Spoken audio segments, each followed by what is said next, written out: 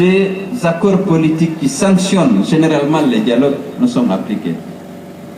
L'exemple, c'est cet accord politique du 20 août. Aucune disposition de cet accord n'a été appliquée. Depuis janvier, on demande le dialogue pour qu'on fasse le point de la mise en œuvre de cet accord politique et qu'on regarde qu'est-ce qui a été fait et qu'est-ce qui n'a pas été fait pour qu'on détermine ensemble le calendrier de mise en œuvre. Mais comme ils ne veulent pas du tout appliquer, ils ont refusé. Ils ont systématiquement refusé. Donc on a dit qu'il faut d'abord préciser le cadre. Parce que dans la lettre du ministre de l'administration du Tiroir, on dit tous les partis, chaque parti envoie 2 personnes. Vous allez vous retrouver avec 320 personnes. Est-ce qu'on peut dialoguer? On peut définir même dans ce cadre un ordre du jour. D'habitude, c'est qu'il y a une concertation informelle.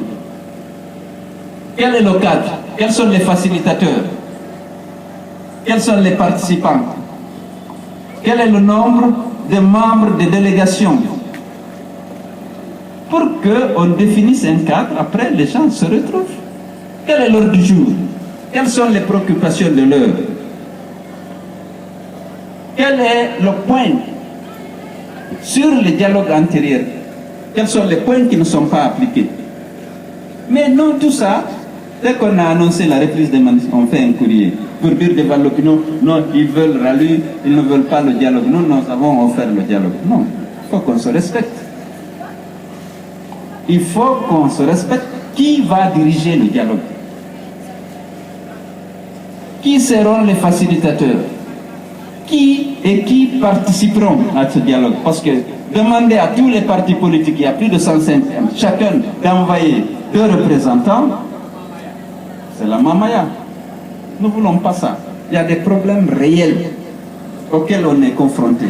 On les connaît. La mise en œuvre des accords politiques antérieurs. Parce qu'aucun de ces points n'est devenu caduc. Les enquêtes pour identifier les auteurs et commanditaires des crimes commis lors de nos manifestations pacifiques en 2011, 2012, 2013, 2015. Il faut que ça soit appliqué. On ne peut pas rester indifférent lorsqu'on est responsable d'un pays, lorsqu'on a ôté arbitrairement la vie à des citoyens guinéens, quelle que soit leur sensibilité politique. Et quelle que soit l'origine des coupables, il faut les identifier. On refuse systématiquement, parce que M. Alpha Condé veut garantir l'impunité à ceux qui ont tiré sur nos manifestants, sur les manifestants de l'opposition. Alors, ça, c'est un engagement de 2013, réitéré en 2014, réitéré en 2015.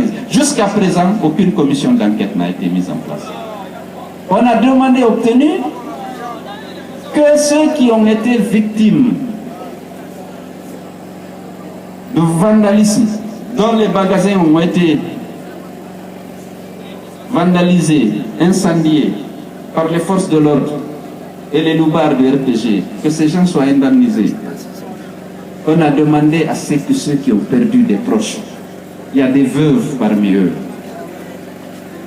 Il y a des orphelins. Il faut qu'ils soient aidés. Le gouvernement s'est engagé depuis 2013 à le faire. Ce n'est pas fait. À quoi sert d'aller au dialogue si les conclusions qui en sont issues ne sont jamais appliquées? Il faut qu'on soit responsable. Donc je vous exhorte à continuer la préparation de cette manifestation du 4 août qui permettra au peuple de Guinée de prendre position par rapport à la gouvernance actuelle.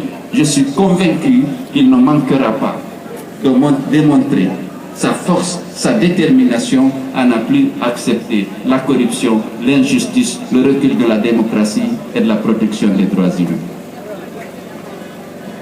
Merci beaucoup pour votre patience et nous partons pour Lansana où nous allons assister à la fin d'un tournoi où beaucoup de militants nous attendent. Merci beaucoup.